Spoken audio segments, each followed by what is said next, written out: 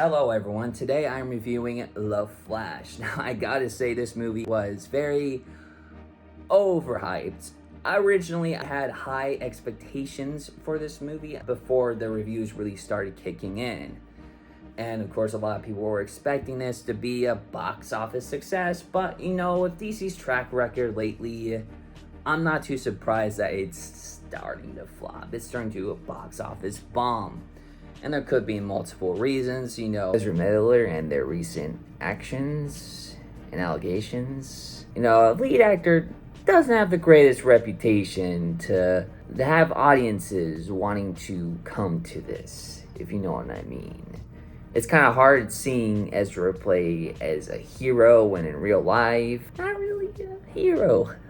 But that's why they put some heavy emphasis on bringing back Michael Keaton's Batman. And I gotta say, he's definitely one of the best parts of the movie so far. Saw the reviews coming into this movie.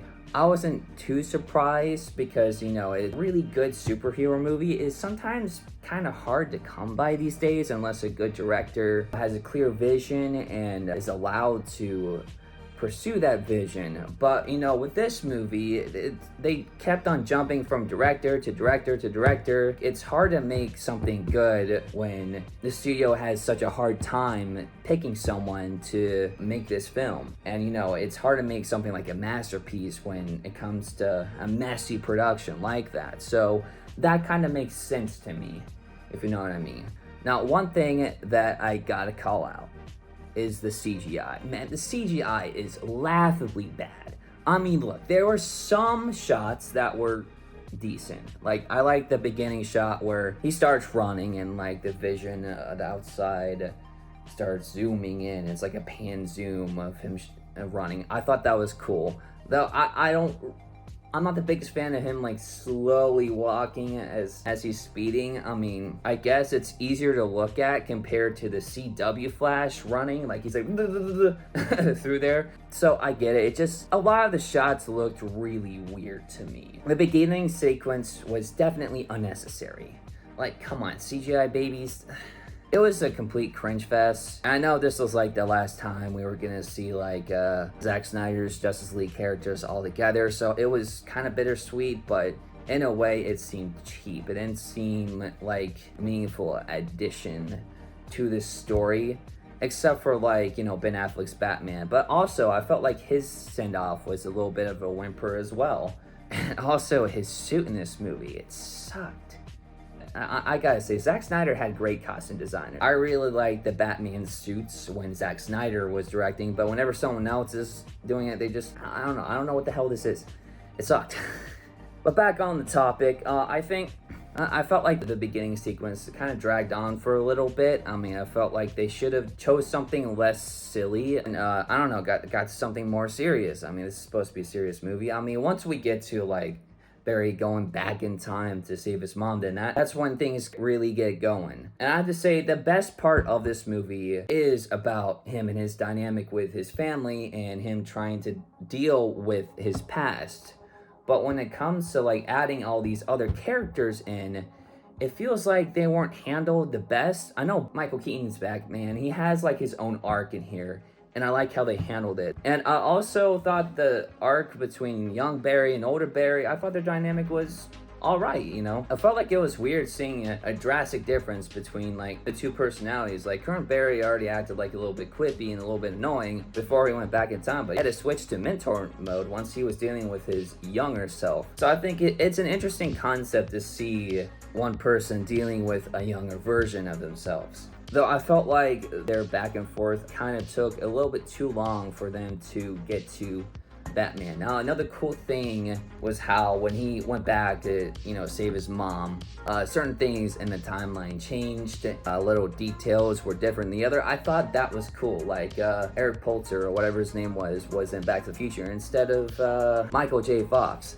And those little details were pretty funny.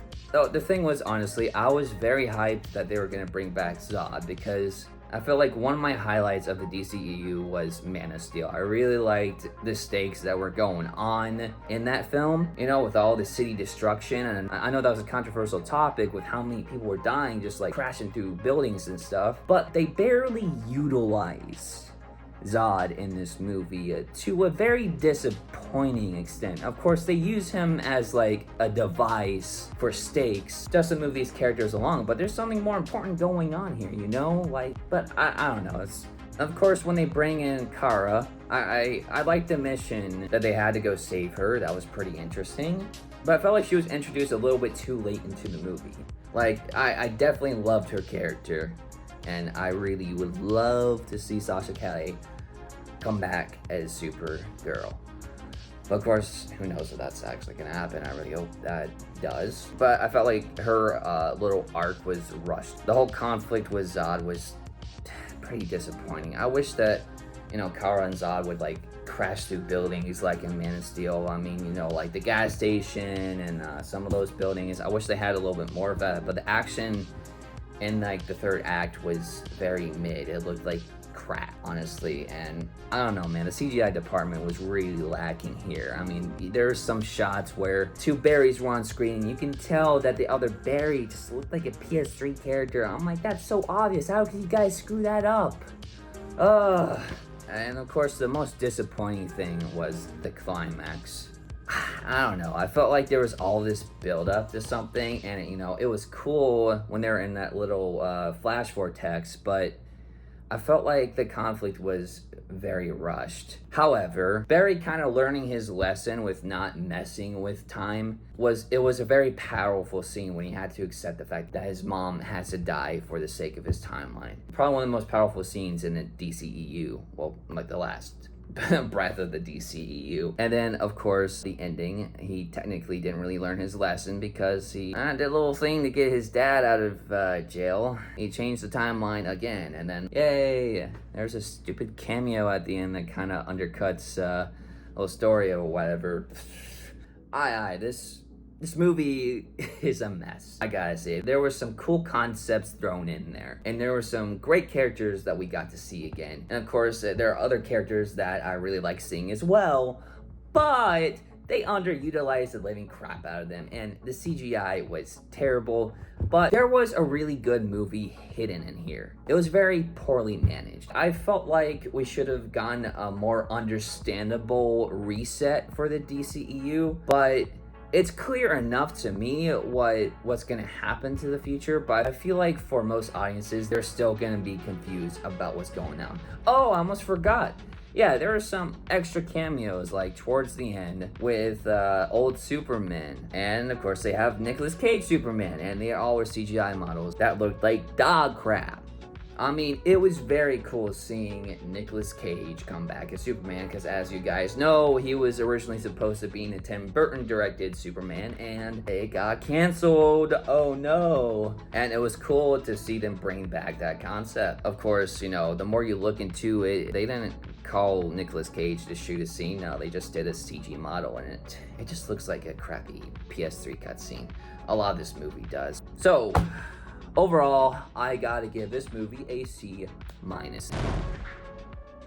There was a lot of potential here for something great, but I feel like the execution wasn't there. I really hope that Warner Brothers learns lessons from this movie. I really hope James Gunn looks into the criticism of this movie. I know he really likes this, but I hope that they look into what people didn't like and look into the things that a lot of people didn't understand, so they can make a more cohesive film in the future. I know DC is in a very confusing place right now, and hopefully James Gunn will clear things up with his new universe, and hopefully they execute it in the best way possible.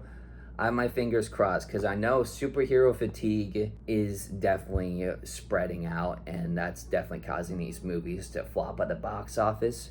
So I wish James Gunn luck with his future plans. And that's pretty much it for today. If you guys leave a like and subscribe, and review Chase's Shadow Part 1 and 2, and leave your thoughts and comments on this film down in the comment section below, and I will see you guys later.